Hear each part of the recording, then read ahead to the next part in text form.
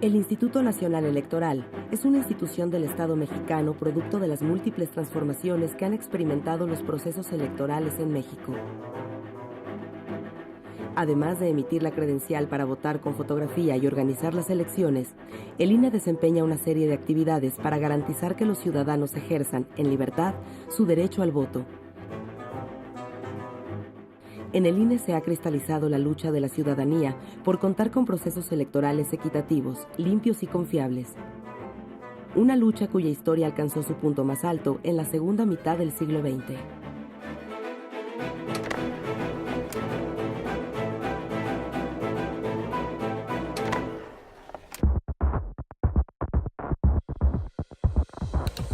El diseño de nuestra autoridad electoral desde su origen es producto de la desconfianza histórica en los procesos electorales.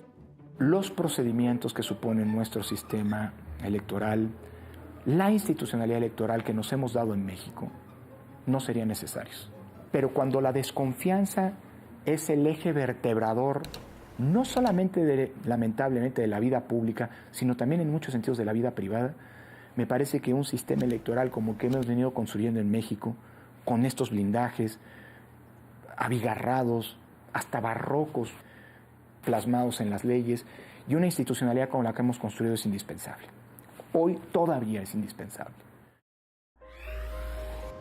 Alejado del cardenismo, el sistema político mexicano entró en una nueva etapa luego de las elecciones presidenciales de 1940. En la jornada electoral de ese año, se enfrentaron violentamente los partidarios de los candidatos Manuel Ávila Camacho, del Partido de la Revolución Mexicana, y Juan Andreu Almazán, del Partido Revolucionario de Unificación Nacional. Al menos 30 personas murieron el día en que el general Ávila Camacho resultó vencedor. Como consecuencia de estos hechos, el presidente Ávila Camacho intentó poner fin a la violencia con un proyecto con el que buscaba centralizar la organización de los procesos electorales y promover la competencia partidista en el país. En 1946, Ávila Camacho promulgó la Ley Federal Electoral y creó la Comisión Federal de Vigilancia Electoral. Pero en el marco de dicha promulgación, en enero de 1946, en León, Guanajuato, decenas de personas que denunciaban irregularidades ante las elecciones municipales fueron asesinadas cuando algunos miembros del ejército les dispararon en la plaza central de la ciudad.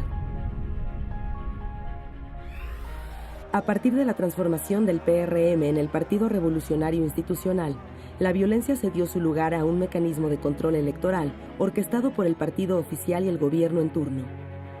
El sistema permitía que el presidente, por medio precisamente del PRI, designara a su sucesor. Este arreglo llevó a la presidencia a Miguel Alemán Valdés en 1946. A pesar de la rigidez del sistema, surgieron opositores como el general Miguel Enríquez Guzmán. Creando conciencia cívica en un mayor número de votantes, la Dirección Nacional del Registro Electoral garantiza la legitimidad de las elecciones. Millares de empleados ordenan las listas de electores en las 3.500 agencias del registro, diseminadas por todo el país, llevando un control absoluto de la población. En las elecciones de 1940, el número de votantes llegó a 1,5 millones. En 1946, ascendió a 2.400.000. Desde los más altos funcionarios hasta los más modestos ciudadanos, quienes cumplen con el empadronamiento, sumarán un total de 4 millones en la próxima justa electoral, demostrando la madurez cívica alcanzada por el pueblo. En las elecciones de 1952, resultó triunfador el candidato oficial Adolfo Ruiz Cortines, y las protestas de los enriquistas fueron reprimidas con violencia.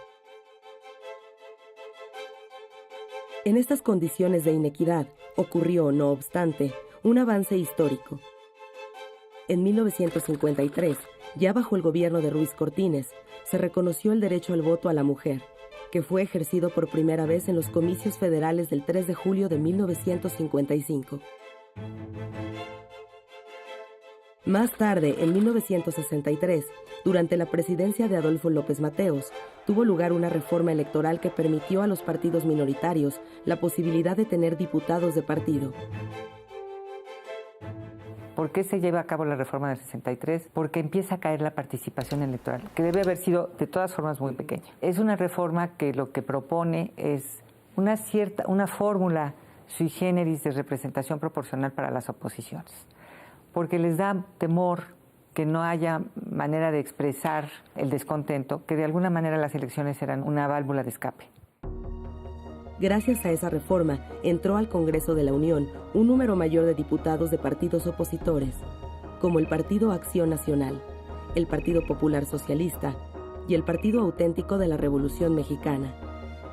Estos dos últimos solían ser aliados electorales del PRI. A pesar de su incipiente empeño modernizador, el régimen autoritario generó un descontento social que se tradujo en huelgas y movilizaciones. Fue en ese contexto de demandas ciudadanas como surgió el movimiento estudiantil de 1968. Era un movimiento de un gran sentido de apertura, de crítica, no solamente por demandas específicas de un sector de la sociedad, sino por un cambio realmente de régimen político. Será la llamada generación de 1968 la que encabezaría, 2 décadas después, una serie de reformas que transformarían la organización y la conducción de los procesos electorales en México, para recuperar la confianza ciudadana en las elecciones.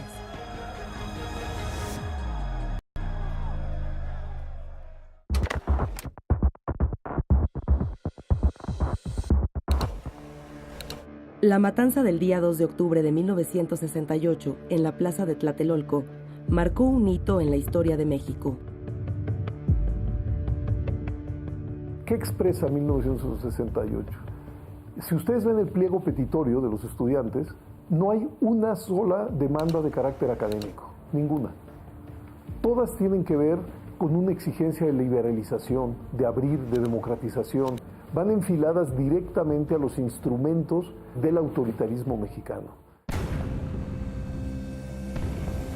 El país era un país dominado en todos los niveles de gobierno por un único partido político. Ese partido político que siempre había gobernado a nivel federal y a nivel local, tenía la capacidad por sí solo de modificar la Constitución a su antojo. En medio de un gran descontento social que cuestionaba el discurso oficial de progreso y democracia, Luis Echeverría llegó al poder en 1970. Son los años en los que aparece la lucha extraparlamentaria, es decir, la guerrilla. El voto todavía no es considerado importante y prevalece la idea, muy arraigada dentro de esta cultura política de origen revolucionario, de que el voto es un instrumento que sirve para manipular a los explotados. Es un instrumento de los poderosos. No se le ve como realmente la expresión auténtica, honorable de la preferencia electoral del ciudadano. La reforma electoral de 1973 creó la Comisión Federal Electoral para organizar los procesos electorales y bajó la edad para ser electo diputado y senador. Con esta, el gobierno intentó calmar a los inconformes. El sistema se había obligado a hacer cambios internos, permear a la juventud los cargos públicos, cambiar el discurso, hacer un discurso más social, más tercermundista, menos autoritario, una política más de puertas abiertas. En este contexto, el Partido Acción Nacional decidió no participar en las elecciones presidenciales de 1976. El abanderado del PRI, José López Portillo, fue el único candidato en aquella contienda.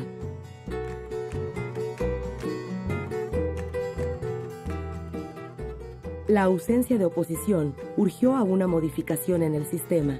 Era la reforma política de 1977, promovida por el entonces secretario de Gobernación, Jesús Reyes Heroles.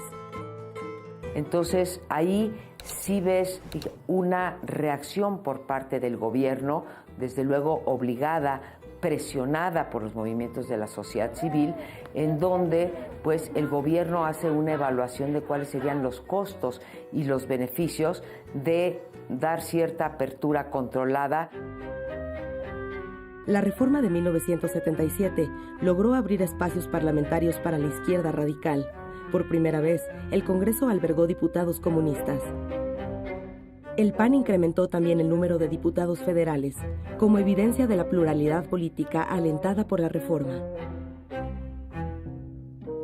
Jesús Reyes Heroles, que yo creo que es uno de los políticos más lúcidos que ha tenido este país, tuvo la convicción de que había que hacer un cambio y abrió la posibilidad de una reforma política que diera acceso a todo ese conjunto de fuerzas que tenían una actitud crítica, tanto de derecha como de izquierda. Jamás se planteó que el gobierno dejara de ganar las elecciones. Es que se dice que fue una gran reforma política, yo digo que no. En 1982, una abrupta baja en los precios del petróleo llevó a la quiebra a la economía mexicana. En medio de esa terrible crisis, México viviría la transformación más relevante del sistema de partidos políticos en su historia.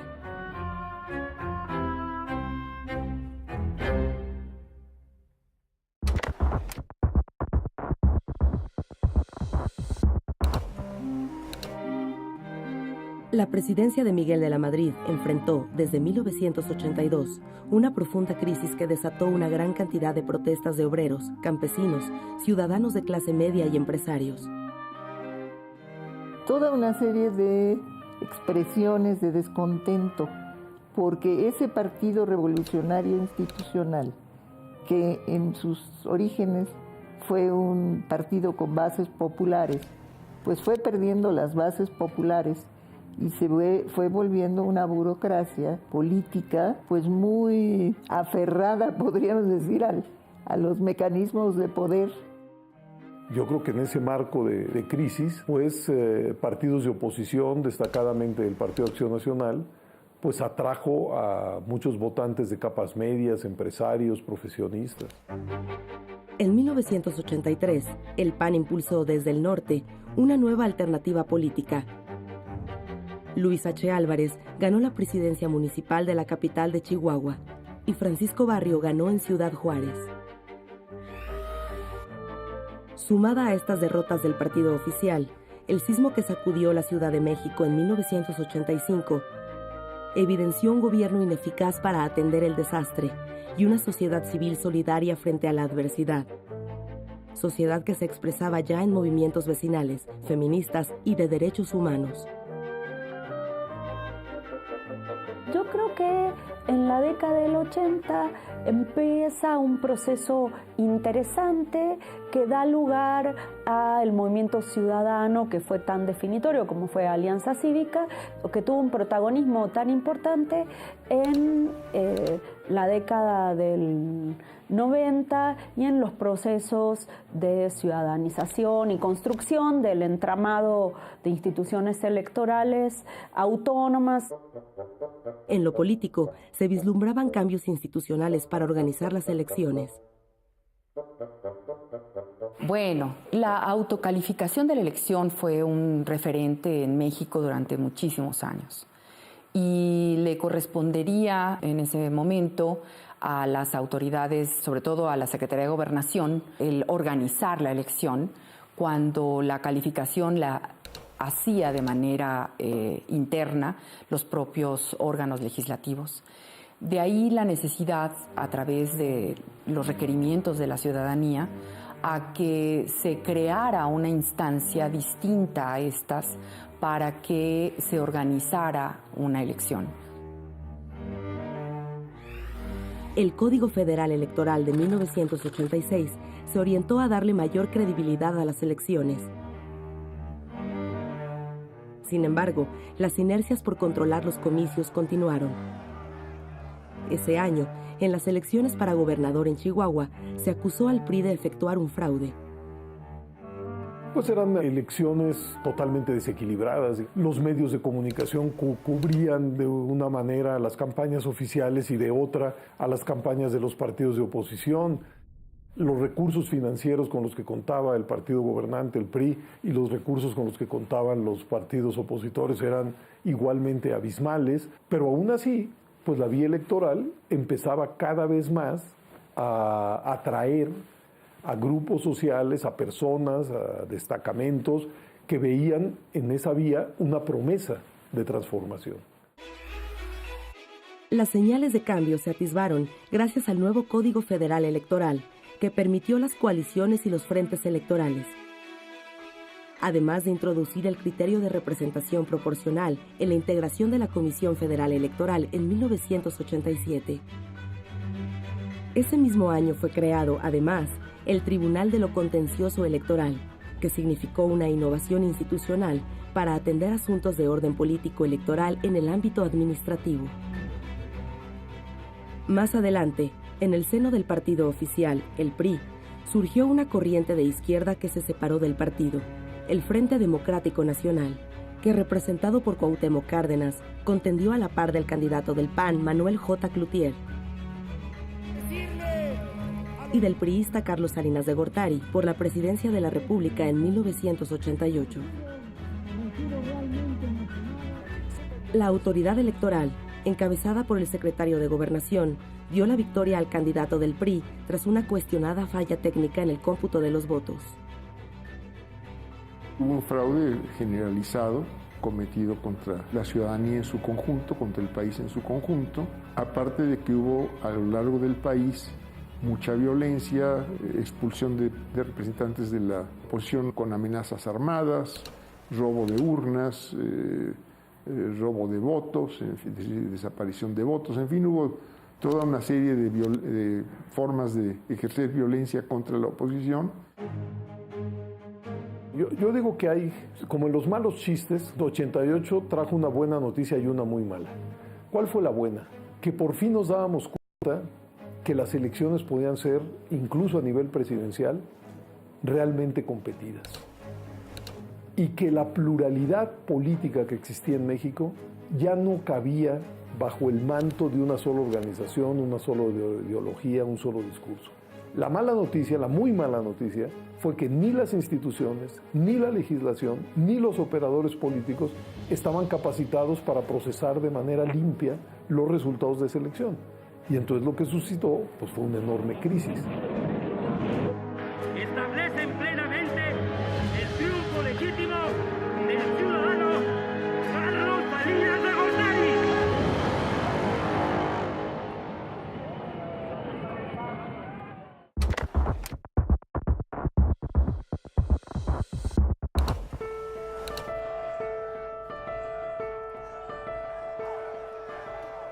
Hacia finales de la década de 1980, el panorama internacional se transformó con la caída del muro de Berlín y el desplome de la Unión Soviética, que impulsaron a escala global un gran número de movimientos de ciudadanización.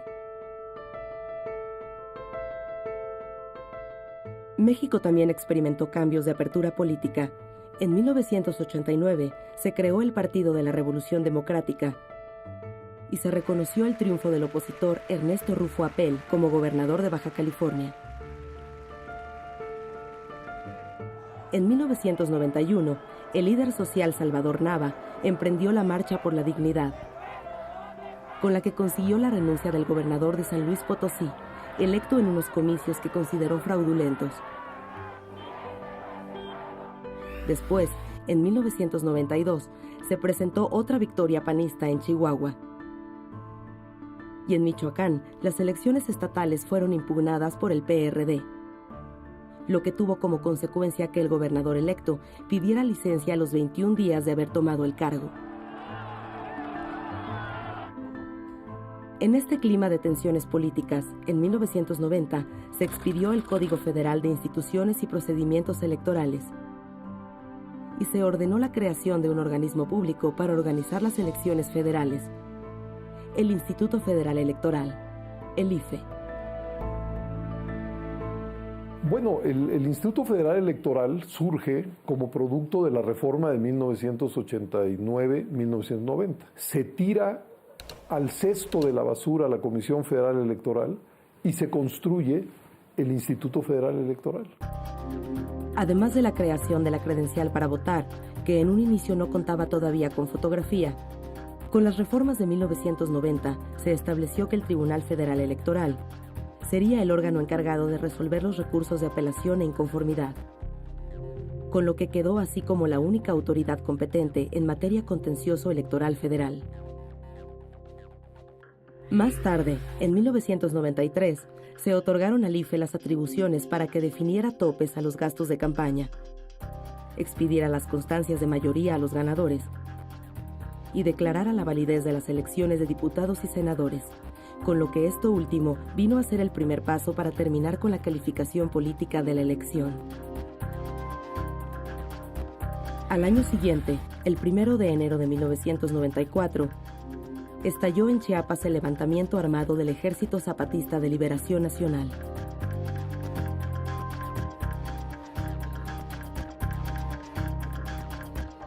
Más tarde, el 23 de marzo de aquel año, fue asesinado el candidato priista a la presidencia, Luis Donaldo Colosio Murrieta.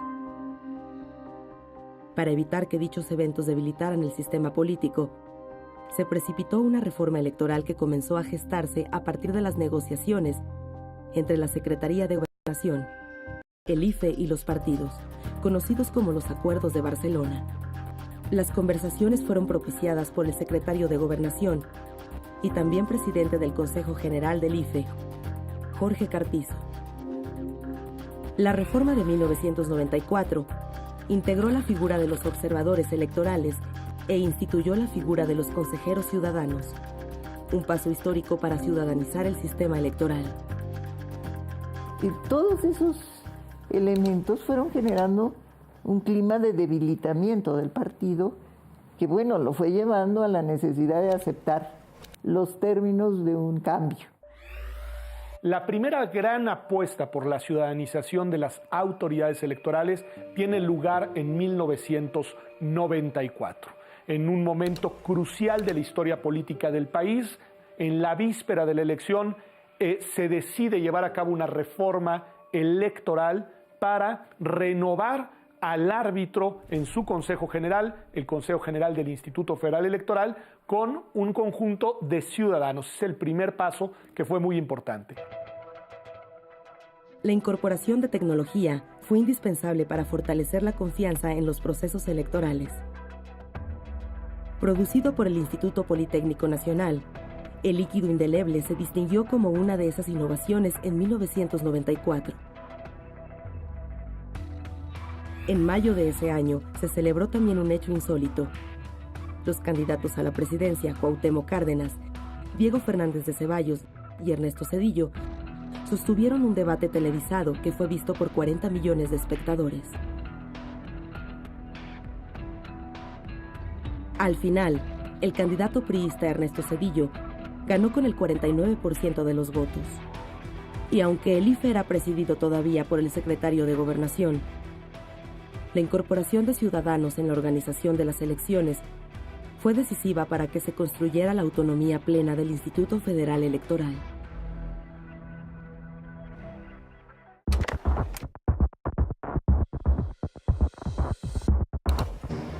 Hacia 1995, 4 de los 32 estados de la República eran gobernados por partidos de la oposición. Como resultado de la liberalización del ámbito político y de la solidez del instituto en la organización de los comicios. De cara a las elecciones intermedias de 1997, el Congreso de la Unión modificó el artículo 41 constitucional para que las facultades electorales que pertenecían al Poder Ejecutivo se depositaran en el IFE y la condición electoral se pusiera en las manos de los ciudadanos. La reforma de 1996 le dio la autonomía plena y definitiva al IFE cuando se decidió que su Consejo General fuera presidido por un ciudadano y no por el secretario de Gobernación. A las elecciones en México las organizan los vecinos, los ciudadanos, que en ese día, después de haber sido primero insaculados y después capacitados, se convierten en funcionarios por un día, en funcionarios electorales. Y es a lo largo y ancho de todo el país un ejército de ciudadanos, un ejército civil, el que se encarga de organizar ya el día de la elección los comicios en el país. Y creo que ese es un dato muy relevante porque es quizá la dimensión de la ciudadanización más relevante de las elecciones en México. y nuestros funcionarios de casilla son nuestros vecinos. No es poco frecuente que algunos de nosotros reconozcamos al vecino o a la vecina porque pues le tocó en suerte o inclusive alguien de nuestra familia le haya tocado ser funcionario de casilla o por supuesto a nosotros mismos, ¿no? Yo creo que fue clave el que el entonces presidente Zedillo jugara las reglas del juego, ¿sí? Es decir, y las jugara plenamente, no solamente discursivamente, sino dijo, ustedes ya son autónomos, van a organizar ustedes las elecciones, yo no voy ni siquiera a intentar dar yo el resultado o levantarle la mano al triunfador. Ustedes van a hacer todo y jugó con las reglas. Además de consolidar la autonomía del IFE, la reforma de 1996 permitió que el Tribunal Federal Electoral se incorporara al Poder Judicial de la Federación. Ahora, como máxima autoridad jurisdiccional en materia electoral, el Tribunal Electoral del Poder Judicial de la Federación fue facultado para declarar la validez de las elecciones presidenciales. La reforma también introdujo, por primera ocasión, reglas sobre financiamiento de los partidos y fiscalización de recursos. En 96 se aumenta el financiamiento de los partidos públicos para que las brechas se reduzcan y se crea un sistema de financiamiento público que ayudó en la equidad. Los cambios institucionales incentivaron la participación ciudadana y permitieron que la oposición se fortaleciera al ganar elecciones en varios municipios, gubernaturas y congresos locales. En la capital del país, en 1997, por primera vez los ciudadanos votaron para elegir al titular de la jefatura de gobierno, siendo el PRD el que obtuvo el triunfo. Y también por primera vez el PRI perdió la mayoría en la Cámara de Diputados. México estaba ante un hecho extraordinario: el gobierno dividido. Bueno, ese fenómeno de los gobiernos sin mayoría se dio en 11 estados de la República antes que se diera a nivel federal. Tuvimos primero gobiernos sin mayoría a nivel local, ¿sí? Y fue muy importante que los tuviéramos, uno, porque fue un signo de apertura, y dos, porque le demostró pues a los gobernantes a nivel federal que no se acababa el mundo, ¿no? Que las cosas podían seguir funcionando dentro de una institucionalidad estable. Las elecciones de 1997 consolidaron la credibilidad ciudadana en el IFE. Gracias a la implementación desde 1992 de una credencial para votar con fotografía y de controles para evitar su falsificación, sumado a una lista nominal confiable, a la intensa capacitación de ciudadanos como funcionarios de casilla, al uso de líquido indeleble y de mamparas para sufragar en secreto, al acceso a financiamiento público de forma equitativa, a la fiscalización de los recursos de los partidos políticos, a la difusión de resultados preliminares de las votaciones y a la equidad en el acceso de los candidatos y partidos a los medios de comunicación. Gracias a la reforma, el IFE se alzó como la institución que había restaurado la confianza de los mexicanos en los procesos electorales. Así, el candidato panista Vicente Fox ganó la presidencia en el año 2000.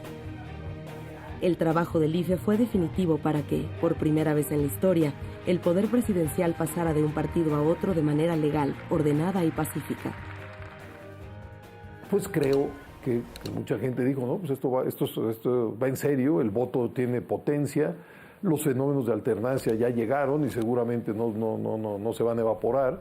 Un claro avance es la confiabilidad del Registro Federal Electoral, el tener casillas cuidadas por ciudadanos, el que los votos se cuenten y se recuenten por ciudadanos invitados al azar.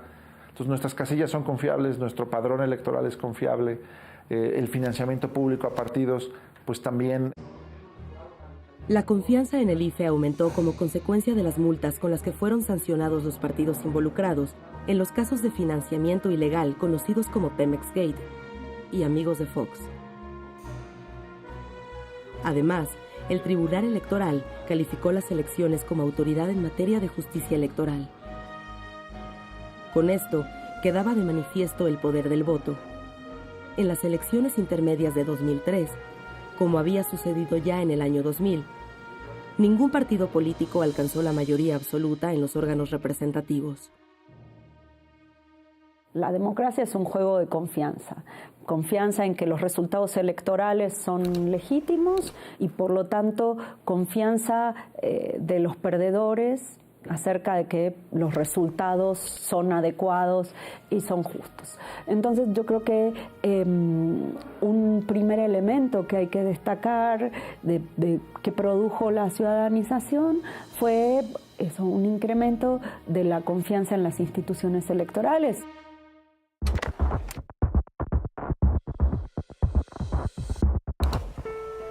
La confianza que la ciudadanía había depositado en el IFE tuvo una prueba muy difícil con las elecciones presidenciales de 2006. En esos comicios, la diferencia entre el primer y segundo lugar fue de apenas 0.56%.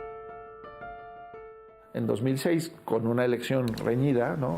Con un margen de victoria de menos de 1%, entonces descubrimos que había muchos cabos sueltos, ¿no? Cabos sueltos en la fiscalización, cabos sueltos en el acceso a medios, cabos sueltos en la forma de impugnar una elección.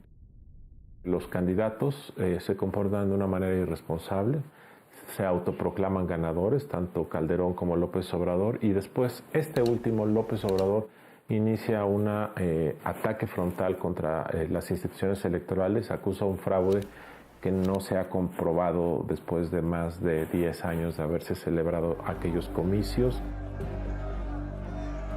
Yo sigo sosteniendo de que en el cómputo de los votos no hubo fraude. Y lo sostengo porque nadie ha podido comprobar lo contrario. Y suele decirse que quien afirma es el que está obligado a probar. La alianza derrotada exigió la apertura de los paquetes electorales para contar los votos de todas las casillas. Luego de hacer el recuento de poco más de 11,000 paquetes electorales, los resultados no se alteraron y Felipe Calderón fue declarado presidente electo. El ambiente se polarizó. Ante los señalamientos de irregularidades en materia de fiscalización de los recursos, de acceso a medios de los partidos, así como de las medidas de impugnación de la elección presidencial, el Poder Legislativo encabezó una nueva reforma electoral.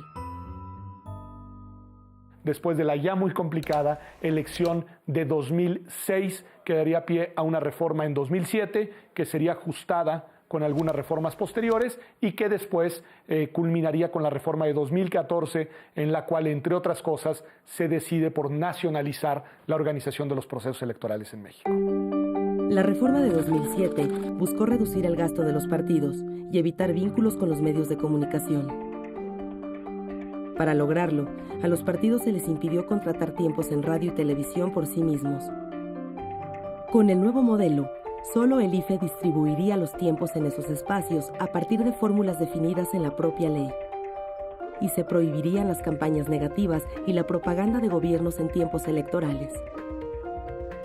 La reforma incrementó las facultades del IFE en materia de fiscalización de los recursos destinados a las precampañas y campañas de los partidos políticos. De modo que la autoridad tuviera conocimiento de la cantidad, origen y destino del dinero para garantizar la equidad y reducir los costos del proceso electoral.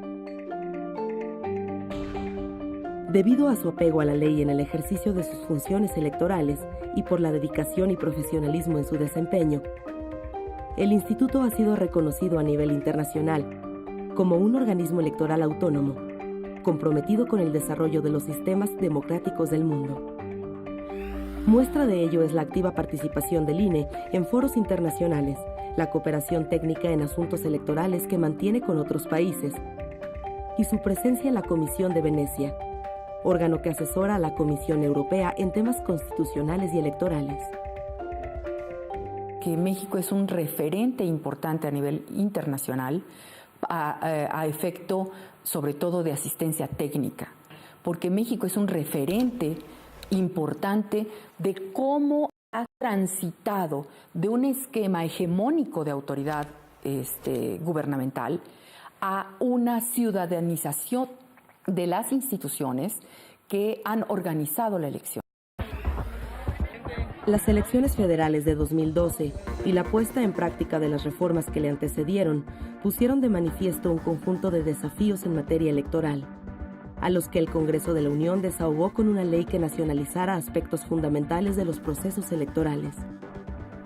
Las dos más claras manifestaciones de esta nacionalización, plasmadas en la reforma de febrero de 2014, fueron la fiscalización de todos los recursos de los partidos políticos en el ámbito federal y local, y la transformación de las autoridades electorales en los estados con la creación de los organismos públicos locales, OPLES, que organizan las elecciones en las entidades federativas en coordinación con el Instituto Nacional Electoral. La idea de esta reforma fue estandarizar los procesos electorales, homogeneizarlos, o dicho de otra manera, que los procedimientos, los criterios, las garantías que se habían logrado construir en el ámbito de las elecciones federales transminaran en el ámbito de las elecciones locales. Que fueran los mismos criterios, los mismos procedimientos los que, rigieran las elecciones en los estados. Y se encargó al INE el rol de emitir esos criterios, normar esos procedimientos y vigilar su aplicación en el ámbito de las elecciones locales. Con la reforma de 2014, se incrementó el número de facultades asignadas al Instituto Nacional Electoral, una característica motivo de reflexión. Se le ha estado sobrecargando de facultades. Y hay quien cree que una autoridad, entre más facultades tenga, es una autoridad más fuerte. Es un error. Una autoridad es más fuerte si tiene facultades pertinentes. Esa sobrecarga de atribuciones hace que las expectativas sobre lo que debería de garantizar el INE hayan crecido enormemente. El incremento de las facultades del INE ha generado, de igual manera, muchos puntos de contacto entre los partidos y la autoridad electoral, que han derivado en tensiones constantes entre ambos. La legislación electoral la redactaron los partidos representados en el Congreso. Los árbitros, quiénes son los consejeros del INE o del Tribunal Electoral, son designados por la Cámara de Diputados y por el Senado. Ellos escriben las reglas, ellos designan a los árbitros y después, acto seguido, culpan al árbitro de los resultados electorales.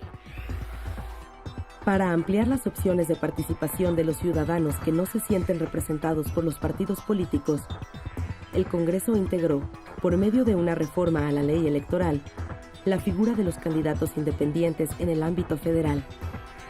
Ahora los mexicanos sin partido pueden contender también para un cargo de elección federal, con derecho a financiamiento y acceso a los medios de comunicación durante las campañas.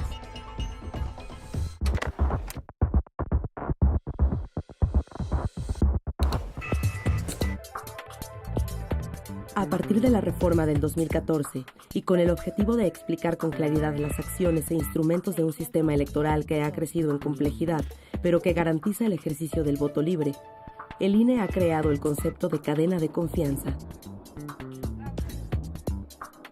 Estamos hablando de esa serie de procesos, y por esto la metáfora de la cadena, que suponen una serie de decisiones, de actuaciones, eslabonadas por parte de la autoridad electoral y que tienen el propósito de ir, digámoslo así, sentando los cimientos en una lógica de sedimentación progresiva de esos elementos que generan confianza al elector y a los partidos políticos de que el voto en las urnas será respetado y de que no existen márgenes para la manipulación dolosa de los votos. La cadena de confianza incluye aspectos como el padrón electoral, los funcionarios de casilla independientes, el líquido indeleble, las boletas impresas en papel seguridad, el resguardo de documentación oficial, la credencial para votar con fotografía, esencial en el diseño de los procesos electorales, la publicación de resultados preliminares y los conteos rápidos. La credencial para votar, que también puede tramitarse desde el extranjero, cuenta con innovaciones tecnológicas para garantizar su seguridad y autenticidad, tales como colores de tinta ultravioleta, fondos de seguridad, microtexto, un elemento táctil, patrones de líneas y tinta que cambia de color en función del ángulo con que se vea. Por eso se ha convertido también en el principal documento de identidad en México. Y le valió al INE el reconocimiento Memoria del Mundo de México, otorgado por la UNESCO por su importancia como patrimonio moderno del país. Todos estos elementos, que forman parte del proceso electoral, son imprescindibles de cara al gran desafío de 2018, en el que se elegirá la presidencia de la República, senadurías y diputaciones federales, 8 gubernaturas y la jefatura de gobierno de la Ciudad de México, 972 diputaciones locales, 1.596 ayuntamientos, 24 juntas municipales y 16 alcaldías en todo el país. El proceso electoral más grande de la historia de México. Tanto el Instituto Nacional Electoral, con toda su estructura profesional del servicio, como el Tribunal Electoral del Poder Judicial de la Federación, con también su estructura de carrera judicial. Entonces, son instituciones que están listas, una ya organizando la elección y la otra lista para juzgar las irregularidades con pleno conocimiento de causa. El capital humano da vida a las instituciones. Por ello, bajo la coordinación del INE, casi 1,5 millones de ciudadanos funcionarios de casilla son capacitados para cumplir con sus tareas para recibir y contar los votos el día de la elección. Porque estoy convencido de que la construcción de la democracia en México es una obra inconclusa y requiere de la participación de los mexicanos, sobre todo de los mexicanos más jóvenes. La juventud mexicana, imprescindible para el fortalecimiento de las instituciones democráticas, es el motor de cambio de la sociedad, y su participación en la vida electoral del país es necesaria para colocar las inquietudes en el centro de la arena pública. Entonces, yo les diría a los jóvenes, esténse atentos, pero de fuente directa, no en esta lluvia de desconciertos que a veces generan hasta las redes sociales. Que si haya alguna información, ellos lo corroboren, lo ratifiquen o lo descarten con fuentes directas. Entonces, estos jóvenes, yo les diría, vayan a votar. Junto a los jóvenes, las mujeres son clave para consolidar la democracia en México. Las mujeres hoy tenemos muchísima más igualdad política que lo que teníamos hace 50 o 60 años. Hoy las mujeres acuden a votar por su propio pie, pero no solamente eso, se postulan y crean mecanismos nuevos de participación política más allá de las urnas. El INE acoge el gran mosaico de realidades del país, mediante criterios de paridad y representación indígena en el registro de candidaturas.